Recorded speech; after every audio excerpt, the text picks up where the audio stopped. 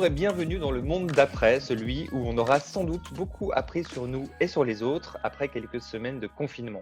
J'ai eu envie de demander à ceux qui avaient volontairement ou pas déjà vécu un isolement de partager leur expérience et peut-être même leurs conseils avec nous. Aujourd'hui, je reçois Lucie. Bonjour Lucie. Bonjour Eric. Alors, nous, on ne se connaît pas. Non. Étrangement, j'ai envie de dire d'ailleurs, parce qu'on a quand même évolué longtemps dans la même sphère Oui, professionnelle, mais on s'est jamais croisés. non, C'est une jamais. sphère que tu as un peu quittée, dans laquelle tu es revenu. Tu vas nous raconter tout ça et on va avoir l'occasion d'en parler. Mais pour commencer directement, en fait, j'aimerais que tu nous dises dans quel contexte tu t'es retrouvé dans des situations de confinement. Je crois que tu en as eu plusieurs, mais tu vas nous dire ça. Ouais, alors c'est vrai qu'il y a plusieurs choses qui me viennent en tête. La première, en fait, c'est ma première expérience humanitaire que j'ai vécue en étant enfin, bénévole à Calais, en fait, dans le camp de réfugiés de Calais. Où en fait j'étais bénévole, c'est-à-dire que j'organisais des distributions de nourriture, de vêtements en fait pour les réfugiés qui étaient là-bas. Et j'étais après travailleur psychosocial, ça voulait dire d'aller en fait faire des maraudes en fait dans le camp de Calais pour repérer les personnes en difficulté. Et ça, c'était à Et quel moment? ça, c'était en 2016, donc on était en pleine crise des réfugiés et c'était à ce moment en fait où il y avait vraiment beaucoup de personnes qui arrivaient en Europe. Moi, il faut savoir, quand je suis arrivée en mars 2016, il y avait à peu près 3000 personnes dans le camp et quand je suis partie en août, il y en avait 10 000. Donc pour te donner Waouh. une idée en fait de vraiment de l'ampleur de cette vague de migration. Et alors moi, à la base, rien me destinait à aller dans ce camp en fait de réfugiés que j'ai vraiment vécu comme un isolement parce que c'était très particulier dans la mesure où j'étais dans mon pays, mais on était complètement dans une autre bulle en fait, dans une autre sphère. Comme on passait toutes nos journées vraiment à aider en fait et à agir auprès des gens, donc dans le camp, moi je me suis vraiment sentie complètement déconnectée de la société française, alors même que j'étais à 2 heures de Paris. Et tu avais une formation, parce que je viens de dire en introduction qu'on était dans la même sphère professionnelle, c'est-à-dire Ouais. la communication plutôt. Comment tu t'es retrouvée à être dans cette activité-là? Oui, alors c'est vrai que ça fait un peu passer voilà, d'un univers à un autre qui n'a aucun rapport. En fait, comment ça s'est passé, c'est qu'effectivement, ouais, j'ai fait toute ma carrière dans la com. J'ai monté mon agence de com et ça a été une aventure vraiment passionnante. J'ai adoré faire ça, c'était vraiment super. Ça a été un super beau succès. On a eu des très beaux clients, North Face, Reebok, etc. Enfin, des marques qui font un peu rêver. Et en fait, j'ai fait un gros burn-out et j'ai décidé de tout plaquer. Je Ah suis bah, partie. Donc, 2013, c'est ça? c'est ça, 2013. Voilà, je suis partie voyager en Amérique du Sud pour une durée indéterminée. C'était ça le principe, en fait. Je voulais vraiment me mettre aucune contrainte. Et ça a été ma première déconnexion, en fait. Donc ça, cette déconnexion par rapport à la vie quotidienne et à la vie courante telle que je la connaissais à Paris, en fait, je l'ai déjà vécue une première fois quand je suis partie voyager en Amérique du Sud. C'est comme un sas. Comme un sas. Et Hmm. c'est une très bonne formulation. C'est exactement comme ça que je l'ai vécu. Et après, ben, je suis revenue en France. Donc, c'était tout début, enfin, c'était fin 2015, après les attentats de Paris. Donc, grosse période de choc pour tout le monde. Hmm. Et là, bah, j'étais complètement perdue. Je ne savais pas du tout quoi faire. Et en fait, voilà, je regardais les images à la télé de ces réfugiés qui arrivaient et je me disais, mais c'est pas possible. Il faut que je fasse quelque chose. Donc, en fait, j'avais pas encore de formation pour répondre à ta question. J'ai juste là pris mon sac à dos, suivi mon cœur et bam, hein, je suis arrivée là-bas un matin sans connaître personne. Voilà, donc ça a été ma première expérience. Et ça a été une expérience qui a changé vraiment ma vie, puisque là-bas, ce qui est extrêmement marquant, c'est que voilà, quand tu vraiment faisais le parallèle avec l'isolement, c'est-à-dire qu'on a vraiment, en fait, on n'a pas du tout l'impression d'être en France. En fait, c'est-à-dire qu'un endroit comme le camp de réfugiés de Calais est inimaginable pour nous, on va dire les Français lambda, c'est-à-dire la, la, la détresse, en fait, la détresse, le manque d'espoir, la souffrance, en fait, des réfugiés qui sont là-bas, qui sont des gens moi, le premier truc qui m'a marqué, c'est ça, c'est des gens comme toi et moi, en fait.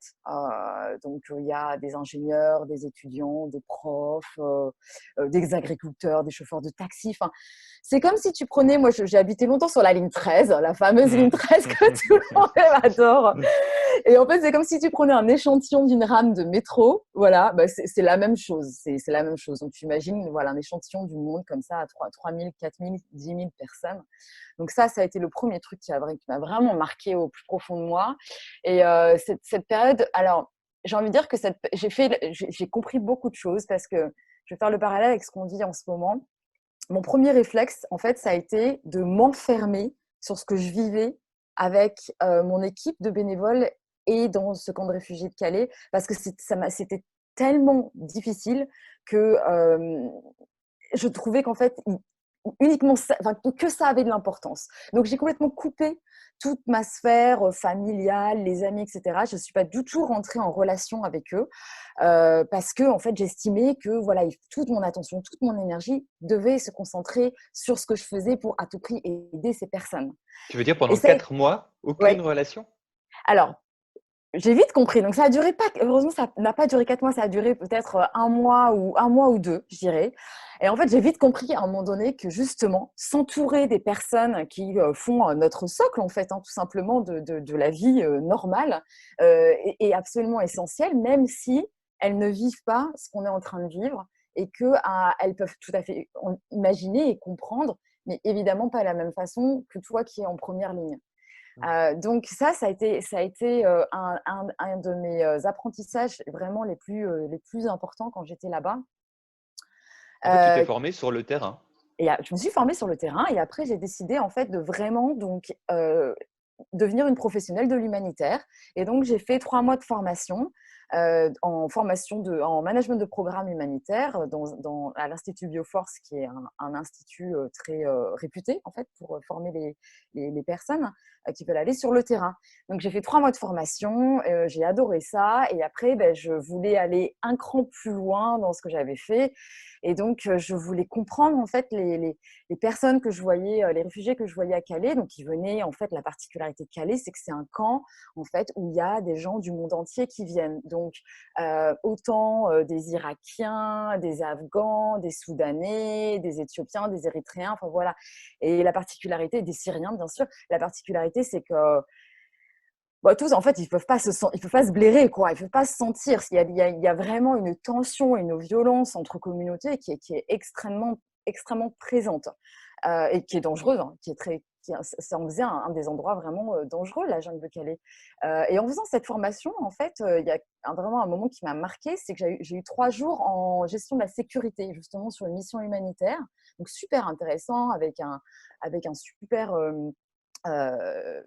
formateur hein, qui, du coup, avait beaucoup d'expérience. Et en fait, il expliquait comment on classait les risques, etc. Et du coup, moi, j'ai réalisé, donc en gros, tu as la zone rouge, vraiment, les endroits, tu vois, les zones de guerre, etc., orange et vert, voilà. Et en fait, j'ai réalisé, moi, j'étais avec Médecins du Monde, notamment à Calais, que Médecins du Monde avait classé Calais à cette époque-là en niveau rouge. Donc, c'est-à-dire que c'était les risques et les niveaux de violence pouvaient être aussi importants que dans des Une zones zone de comme guerre. l'Afghanistan, l'Irak. Mmh. Et en fait, j'en avais pas vraiment conscience et ça m'a fait beaucoup de bien de comprendre ça parce que du coup, ça m'a mis en perspective beaucoup de choses que j'avais vécues parce que ça a été une expérience extrêmement difficile. Tu te sentais pas en danger sur le moment? Tu sentais la tension, mais pas le danger pour toi directement? Alors je sentais la tension parce qu'être une femme, au milieu de beaucoup d'hommes, parce qu'il y avait certaines femmes, mais on ne les voyait pas. Elles étaient, dans leur famille, vraiment cachées, c'est-à-dire qu'elles ne sortaient pas, des tentes par exemple ou, des petits abris en fait qu'ils avaient construits. Il y avait aussi une zone, pour les femmes en fait qui étaient des préfabriqués. Mais en tant que bénévole femme, bien sûr que moi j'ai senti vraiment des tensions et au départ, si tu veux, moi je suis arrivée justement toute seule et j'aurais aimé avoir été plus briefée et accompagnée sur tout ça. Je trouvais que ça m'a vachement manqué Et du coup, j'ai vraiment appris en fait la distance, comment me comporter, etc. Justement sur le terrain. Tu disais pendant cette période-là, tu as appris l'importance d'avoir le repère des gens, de ta famille autour, Ouais, de prendre conscience de là où tu es. Je décrypte de ce que tu ouais, dis, que c'est c'est ça, tout à fait. important d'avoir aussi la conscience Ouais. de là où on est, de Oui. l'instant présent. Mm, mm. Et est-ce que tu as d'autres enseignements de cette période-là qui t'ont notamment été utiles pendant ce confinement? Écoute, je pense que ouais, j'ai d'autres enseignements, ouais, c'est clair. Je le prendre soin de moi. Ça a été aussi, je me suis complètement, en fait, oubliée, pendant cette période-là. Donc ça rejoint un peu ce que je disais, où vraiment donner un maximum et cetera. Et en fait, on a un mot qu'on utilise souvent dans le secteur de l'humanitaire qui est le mot, cramer. C'est-à-dire, bon, c'est le burn-out, quoi. Je me suis cramée à un moment donné en justement ne mettant pas mes propres limites. Et ça m'a énormément servi. C'est-à-dire qu'en fait, je suis repartie au bout de 4 mois, mon corps était complètement en lambeaux, quoi. J'avais des tendinites partout. Enfin voilà, j'avais eu un niveau de stress en fait. J'avais un niveau de cortisol dans mon corps qui était extrêmement élevé. Et il a fallu faire redescendre tout ça et intégrer en fait ce que j'avais vécu et ce qui s'était passé. Heureusement en fait que quand j'y suis allée, j'avais déjà, je sais plus quel âge, mais j'étais pas toute jeune, quoi. J'avais déjà 34 ans, je crois. Donc toutes mes expériences auparavant m'ont énormément servi, mais sinon, quand on déboule là-dedans et qu'on a 20 ans, je pense que ça peut avoir des répercussions assez graves sur la santé et la santé mentale des bénévoles et des personnes qui ne sont pas formées en fait. Donc, le troisième enseignement, ça a été de mettre mes propres limites.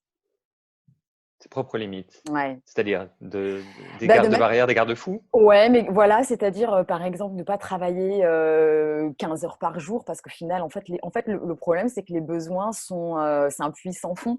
Il y a toujours des besoins, il y a toujours des personnes qui vont avoir besoin. Donc en fait, c'est mettre tes propres limites, en termes de travail, en termes de ce que tu peux donner et aménager des plages pour toi, pour pouvoir te ressourcer et en fait, reprendre l'énergie pour pouvoir la redistribuer derrière. Et c'est une chose que j'avais pas du tout faite, quand j'ai débuté, quoi. Ça veut dire que tu l'as d'une certaine façon mise en œuvre pour ce confinement? Tu es où là aujourd'hui? Tu es pas Donc à Paris, je ouais. crois? Non, je suis à Londres, chez les Anglais. Chez les Ouais, ouais, Anglais? oui, je m'en sers, bien sûr, je me sers de ces enseignements tous les jours. Notamment, en fait, ça m'a permis de comprendre exactement ce dont j'avais besoin, pour me sentir bien. Ça me fait aussi, penser à mon expérience que j'ai eue juste après Calais, en fait. Du coup, je me suis pas arrêtée là. Mmh. J'ai voulu en fait aller plus loin et comprendre ce que les gens que je rencontrais fuyaient. Et donc je suis partie en mission avec Action contre la faim en Irak, donc au Kurdistan irakien, donc dans le nord de l'Irak, à 80 kilomètres de Mossoul. Donc quand on dit ça, c'est vrai que tout de Une suite ouais, On voilà. imagine une vraie zone rouge, enfin rouge, Ouais, rouge sang quoi. ouais, c'est ça. Mmh. Alors effectivement, c'était une zone très dangereuse. Maintenant, il y a donc ça m'a appris beaucoup, beaucoup de choses. Il y a 2 choses en fait. Il y a la vie et la mission humanitaire et puis il y a les zones où on travaille. Donc moi, le bureau d'ACF, d'Action contre la faim, était basé à Dohuk, qui était une ville complètement safe. Donc là, on n'était pas du tout sous les bombes, etc. Non, non, non, non, non. Mais on avait des règles de sécurité à suivre, que je peux expliquer. Donc on était dans un endroit où on était tout à fait en sécurité. Donc je me suis sentie vraiment en sécurité. Après, là où on allait travailler, donc là où on organisait nos activités, effectivement, là, on passait ce qu'on appelle la front line, donc avec voilà, les militaires kurdes, les militaires irakiens. Et donc, on allait du coup délivrer nos programmes dans des villages. Donc, moi, par exemple, j'ai assisté à une distribution alimentaire dans un village à 5 kilomètres de Mossoul. Donc là, c'était super impressionnant parce que tu vois Mossoul qui est en face de toi et donc en fait, tu vois la guerre. Un truc qui est complètement, en fait, même pour mon cerveau, j'arrive toujours pas à réaliser. Et donc, tu vois, en fait, des bombardements, tu entends des tirs, etc. Mais quand les équipes d'Action contre la faim sont à cet endroit-là, il y a eu énormément de process de sécurité qui ont été suivis, qui fait qu'on est en mesure de délivrer de l'aide humanitaire à cet endroit-là spécifiquement. C'est-à-dire qu'on n'arrive pas avec notre camionnette, tac, tac, à l'arrache, quoi. C'était ma première expérience où ma liberté individuelle était réduite. C'est-à-dire que je ne pouvais Mmh. pas aller où je voulais, quand je voulais, avec qui je voulais. Donc, j'avais plein de process à suivre, ce qui était un peu compliqué parce que moi, j'ai du mal avec les règles et avec l'autorité en général. Donc, du coup, là, bon, pas le choix parce qu'évidemment, un enjeu extrêmement important. Donc voilà, donc là, en fait, on parle de liberté de mouvement. Donc, un exemple très concret, pour évidemment passer la frontline et aller du côté irakien, on est obligé par exemple, mettre nos noms sur ce qu'on appelle les access letters. Donc, ça nous rappelle nos papiers qu'on doit remplir. Ouais. Et on doit passer des checkpoints, on doit les montrer aux militaires, aux forces de l'ordre, etc. Je devais aussi, du coup, porter le hijab, etc., me couvrir. Donc, je devais vraiment suivre voilà, tout un ensemble de règles et de process de sécurité très, très importants, dont certains peuvent s'assimiler justement à ce qu'on est un peu en train de vivre en ce moment. C'est-à-dire que tu as pris conscience de leur importance assez vite, c'est ça? Ouais, c'est Le ça. fait d'avoir eu cette expérience fait que Ouais, aujourd'hui, l'attestation de déplacement pour toi, c'est c'est normal. là et on rigole pas avec ça et on y va, quoi. Ouais, mais c'est exactement ce que tu dis. C'est-à-dire qu'en fait, ça m'a fait prendre conscience de 3 choses. La première chose, c'est l'acceptation. C'est d'accord, moi qui suis née dans un pays où en fait, j'ai l'immense chance de pouvoir, jouir de ma liberté telle que je veux en tant que femme française. Là, j'accepte d'être dans une zone particulière du monde où ma liberté est restreinte, que ça soit en termes de tenue, en termes de mouvement, en termes de langage ou de comportement. Voilà. Mmh. Ça, c'est la première chose. La deuxième chose, c'est le respect de ces règles-là. C'est-à-dire que, évidemment, je parlais un peu du problème d'autorité, etc. Bon, évidemment, je me dis, voilà, moi, j'ai pas eu envie de filouter, comme c'est un peu dans notre culture, quoi, d'essayer de jouer un peu avec les règles, etc. Ah non, voilà, c'est le respect total, l'application des règles, parce en fait, il peut y avoir des conséquences très graves. Et la troisième chose, c'est la, la notion en fait de ta responsabilité individuelle et collective. Et la mise en pratique. C'est-à-dire que là, tu as conscience que tes actions peuvent avoir une répercussion extrêmement importante, non seulement sur toi, mais sur tout Mmh, mmh l'ensemble de mh. l'équipe, en fait, que tu peux mettre en danger si tu fais n'importe quoi. Donc, par exemple, là où je vivais, j'avais l'immense chance de pouvoir sortir et de pouvoir marcher dans la rue, parce qu'il y a plein de missions humanitaires. Si tu vas à Kaboul, par exemple, tu fais maison, voiture, bureau. Voilà. Et tu ne peux pas marcher du tout dans la rue. Donc, moi, j'avais beaucoup de chance de pouvoir marcher dans la rue. Même toute seule, c'était autorisé. La nuit, on n'était pas autorisé à marcher dans la rue. Donc voilà, on avait un chauffeur si on voulait se déplacer, etc. Il fallait qu'on appelle. On avait tout un process de règles et tout. Et si par exemple le week-end, je voulais me déplacer et aller ailleurs, il fallait que je demande l'autorisation. Donc il y a aussi cette notion de demander l'autorisation qui n'est pas facile. Mais comme j'ai vécu déjà tout ça, en fait, je trouve que c'est très, très utile pour le confinement. Et, je ne sais pas si tu as suivi, mais à Londres, ils ont été ils ont été très lents, encore plus qu'en France. Et donc, une des conséquences en fait de ce que j'ai vécu en Irak, c'est que j'ai tout de suite compris l'utilité en fait de ces règles strictes. Quand je suis rentrée, en fait, j'étais en France juste avant que le confinement commence. Donc, quand je suis rentrée à Londres, ce que j'ai fait, c'est que j'ai mis spontanément en pratique les règles strictes du confinement en France. Alors qu'en Angleterre, en Mmh. fait, même à l'heure actuelle, en Angleterre, là, tu as Oui, des règles, mais tu n'as pas de papier pour sortir, quoi. c'est des règles qui ont l'air assez, flexibles d'après ce qu'on en voit d'ici. Ouais, c'est ça. Donc ça veut dire que tu as eu, ce petit sas, amazonien après ton, burn-out. Tu Ouais. reviens, tu enchaînes, Calais, la guerre, en Irak. Donc j'imagine qu'il y a 2-3 choses entre tout ça, mais quand même ça s'enchaîne et ça va vite. Ouais, c'est ça. Je crois que tu as fait, des jeûnes, enfin tu as eu d'autres Mmh. expériences, sur la période. J'ai 2 questions du coup. La première, c'est Ouais. est-ce que le fait d'être communicante, c'était ton expertise. Est-ce que c'est une expertise qui t'a été utile dans ces moments où tu apprenais sur le terrain, où tu étais dans des situations nouvelles? J'avoue que ça, c'est une question un peu intéressée en tant que communicant, parce que j'ai envie de comprendre s'il y a des ponts. Et la deuxième qui est un peu liée, c'est est-ce que, tu es revenu à la communication ou pas du tout? Les gens veulent savoir ce que tu fais maintenant, au-delà d'être à Londres. Donc, est-ce que C'est la ça. communication t'a servi? Ah oui, la communication m'a énormément servi parce que c'est vraiment, en fait, ça a été vraiment la clé pour rentrer en contact avec les gens.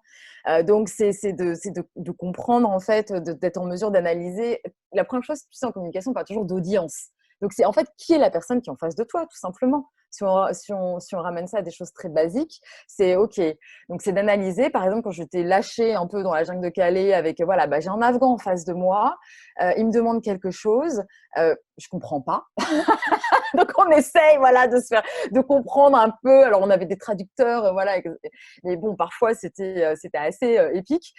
Donc voilà, c'est qui est en face de moi et donc de m'adapter en fait, de m'adapter beaucoup en fait à sa culture aussi, parce qu'en fait, bien sûr, on va dire, attends, c'est eux qui viennent d'un autre pays, c'est à eux de s'adapter. Certes, ça je comprends. Maintenant, c'est des personnes, il faut bien penser qu'à Calais, c'est des personnes qui sont en transit.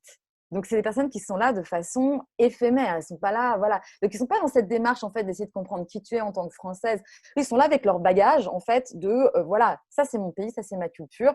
Et donc, en fait, ce que j'ai fait quand je me suis retrouvée vraiment cette sensation d'être parachutée là-bas, tous les soirs, je me prenais un pays et je lisais, en fait, les histoires de conflits, les cultures, évidemment le rapport à la femme.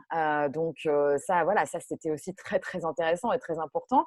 Et donc, je pense qu'une des clés de succès, ça a été de comprendre en fait que j'allais m'adapter à la personne qui était en face de moi et pas forcément l'inverse, parce que c'est des gens en souffrance et tu peux pas leur demander à ce moment-là de leur vie en fait de penser comme un Européen, ça va Mmh pas. mh.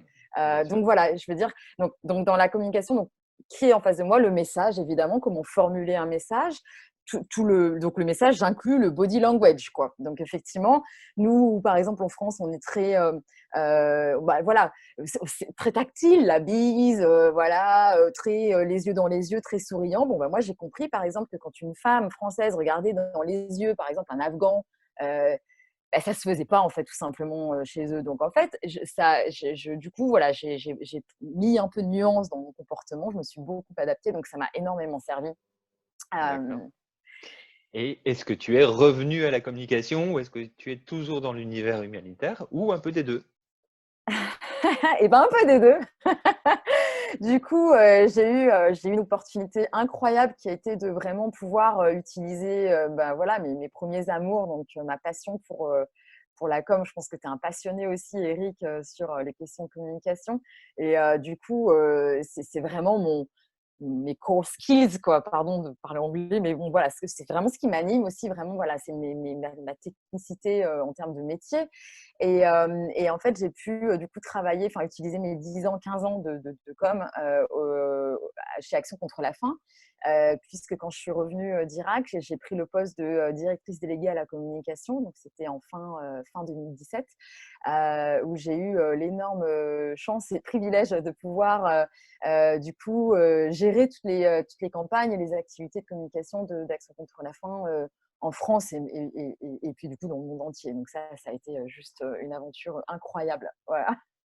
D'accord, donc retour à la communication, Ouais. mais dans un environnement, humanitaire qui t'intéresse. Donc tu as Ouais. réussi à croiser les 2. J'ai réussi Bravo. à croiser les 2 et je continue. Donc c'est vrai que maintenant je suis plus chez Action contre la faim. Je suis partie, pour rejoindre mon compagnon qui vit à Londres.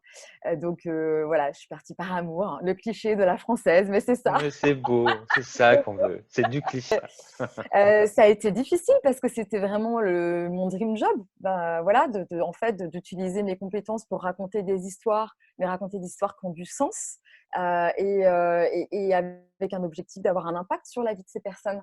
Donc voilà, ça a été une mission voilà, qui a été vraiment difficile, mais maintenant je continue. Je travaille toujours dans la communication pour une autre ONG qui est beaucoup plus petite, qui est très connue en fait, mais dans le secteur et qui n'est pas du tout connue du grand public, qui forme en fait les leaders du secteur humanitaire d'aujourd'hui et de demain. D'accord, donc de la formation. Ouais, dans la Ouais, formation. super. OK, écoute, passionnant. Alors, il y a plein de choses, sur lesquelles tu passes vite parce que sinon on pourrait passer, 2 jours ensemble, je pense à peu près, Ouais, tellement ton parcours est dingue.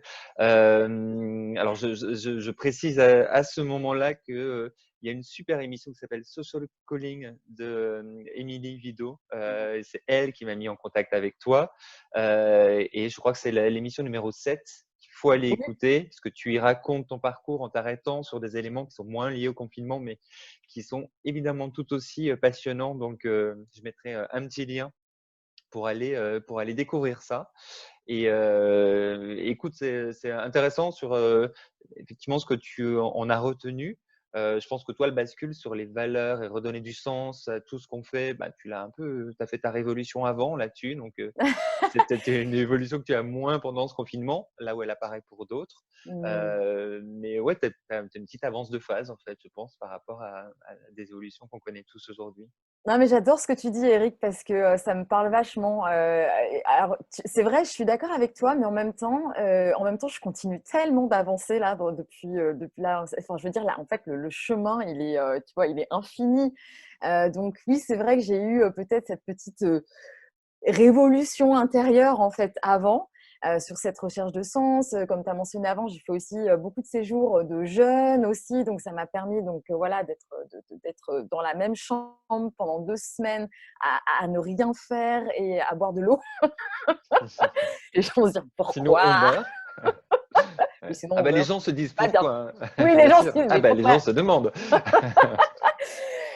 Donc en fait, ce côté justement de sortir de la matrice, je reprends l'expression de mon amie Émilie Vido qui fait le podcast Social Calling, je l'ai déjà vécu avant. Donc en fait, c'est vrai que de pouvoir être dans des dynamiques, dans des énergies en fait de lenteur, de décélération, de réflexion, de création, même voire de contemplation en fait, donc qui sont des choses qui ne sont pas du tout valorisées dans la société actuelle puisqu'on est vraiment dans la société, on fonce, on produit, on est performant, il faut être tout le temps actif, etc. Et ben moi, j'ai déjà eu l'énorme chance de pouvoir vivre ça à différents moments de ma vie. Donc ça en fait, du coup, le confinement ne m'a pas du tout vraiment. Enfin, en fait, c'est passé, ça passe crème, quoi. Ouais, ouais, c'est ça. T'es prête. Ouais, je T'es suis prête. prête.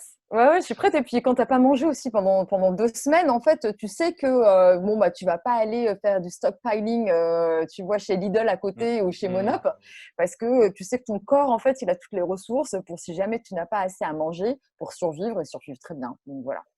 Très bien. Arrêtons de faire des réserves. Je suis d'accord. Merci beaucoup pour ce temps précieux. Un petit coucou à Gaëlle aussi, parce que c'est un peu grâce à Gaëlle Ouais, qu'on Gaëlle, se croise. Elle m'en Magalou. voudrait pas, parce qu'elle en veut à personne, mais en tout cas, ça me fait plaisir de faire un petit coucou maintenant. Ben, écoute, je sais pas, on refait un point dans 5 ans pour voir comment ta route. Je t'aurais bien proposé un café à la fin du Ouais, confinement, mais t'es pas à Paris. Tu vois, c'est ça le problème. c'est ça le problème. Mais Mais oui. je vais repasser, ça sera avec plaisir. Bon, ça va. On fera ça en groupe avec Gaël et tout le monde. Ça marche. À très vite. Merci À très beaucoup. vite, Eric. Au Merci revoir. beaucoup.